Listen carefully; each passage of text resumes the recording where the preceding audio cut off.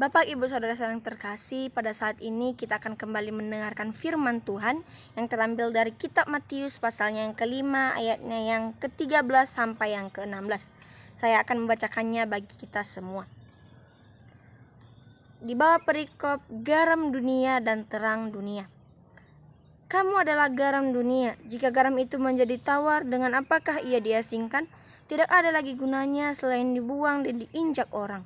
Kamu adalah garam dunia, terang dunia. Kota yang terletak di atas gunung tidak mungkin disembunyikan.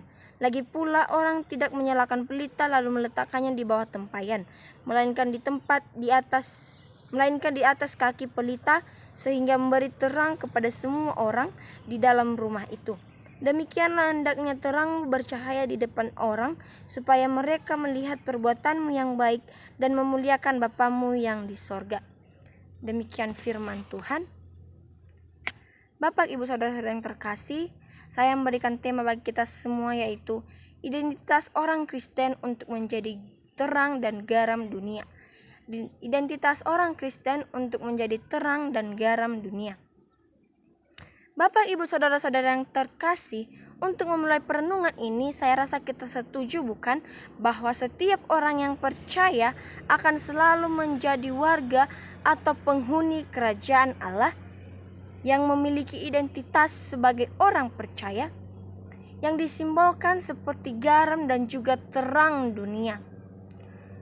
Kita tahu bahwa garam ini berfungsi untuk memberikan rasa pada makanan atau sebaliknya dipakai untuk mengawetkan makanan agar makanan tersebut tidak cepat rusak atau cepat membusuk. Namun, ketika garam itu tidak berasa asin atau tidak murni lagi, maka selain tidak ada lagi gunanya, garam itu juga akan dibuang. Sedangkan terang berfungsi untuk menerangi kegelapan.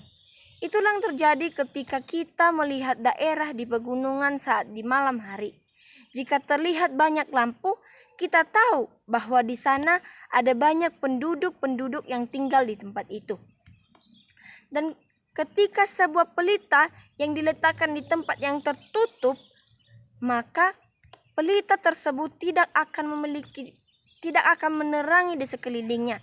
Dia tidak akan berfungsi untuk menerangi sekelilingnya. Maka agar pelita tersebut berfungsi, maka pelita itu harus diletakkan di atas kaki Dian, yang artinya merupakan tempat lilin untuk menerangi tempat tersebut. Jika terang hidup kita berfungsi melalui perbuatan kita yang baik yang selalu kita lakukan, maka kita telah dipermuliakan dalam nama Allah Bapa kita yang di sorga. Bapak, Ibu, Saudara-saudara yang terkasih, melalui firman Tuhan pada pagi hari ini, kita diingatkan agar jangan hanya berkeluh terhadap berbagai kerusakan dan juga penyimpangan moral di dalam masyarakat. Kita juga harus menjalankan fungsi kita sebagai garam agar dunia tidak semakin rusak dan menyimpang kepada hal-hal yang buruk.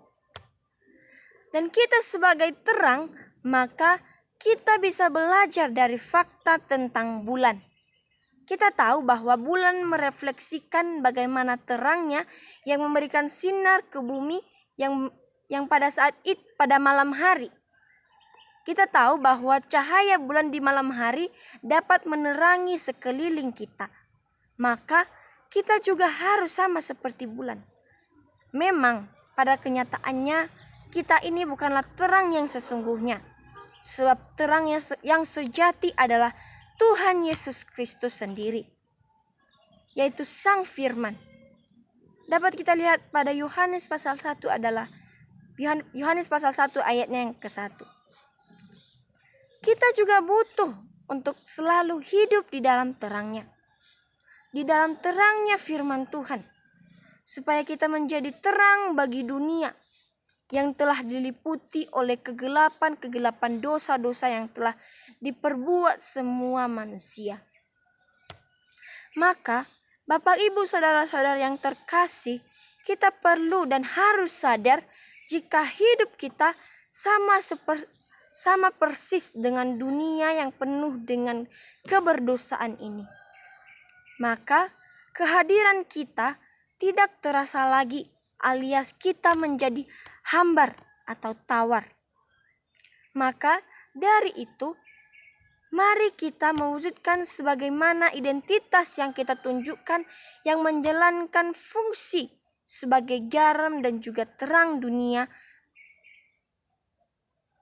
Misalnya, kita memberikan keteladanan hidup kita yang baik, sebagaimana Tuhan Yesus telah memberikan contoh melalui sikap, karakter, pelayanan, atau nilai-nilai hidupnya selama dia hidup di dunia. Kita juga bisa menjalankan dan memperjuangkan kebenaran, keadilan, kejujuran, dan juga kekudusan hidup kepada dunia. Entah melalui dunia pendidikan, politik, usaha, atau keluarga. Mari kita tunjukkan. Mari kita melakukan itu semuanya. Hanya satu, yaitu agar kita bisa memuliakan Tuhan. Agar nama Tuhan terus dipermuliakan melalui pelayanan yang selalu kita lakukan. Maka, apa yang menjadi aplikasi dan juga penerapannya bagi kita semua? Kita sebagai orang-orang yang percaya haruslah menjadi contoh teladan bagi orang-orang yang masih belum mengetahui siapa Tuhan Yesus itu. Maka pekerjaan kita yaitu kita memberikan terang kepada tempat-tempat yang gelap. Sama halnya seperti lilin, jika dihidupkan di tempat yang gelap, maka terangnya atau cahayanya akan menerangi tempat yang gelap tersebut. Maka begitu juga dengan kehidupan kita. Kita bisa memberikan terang di tempat-tempat yang gelap. Maka terang kita akan dirasakan oleh banyak orang-orang yang berada di sekitar kita. Dan hal itu membuat kita menjadi berfungsi di tengah-tengah orang-orang yang belum percaya kepadanya. Kita juga menjadi garam bagi tempat-tempat tersebut. Karena kita dapat melakukan perbuatan baik, melakukan keadilan, dan berpihak kepada hal-hal yang positif. Maka, Bapak, Ibu, saudara-saudara yang terkasih, melalui firman Tuhan di pagi hari ini telah mengingatkan kita bahwa kita sebagai orang-orang yang percaya harus memberikan rasa, harus menjadi garam dan terang dunia kepada orang-orang yang masih berada di dalam kegelapan, yang masih berada di dalam dosa, yang masih ada di dalam hal-hal yang duniawi. Amin firman Tuhan, kiranya firman Tuhan yang terus mengingatkan kita bahwa kita adalah garam dan terang dunia. Terima kasih. Shalom.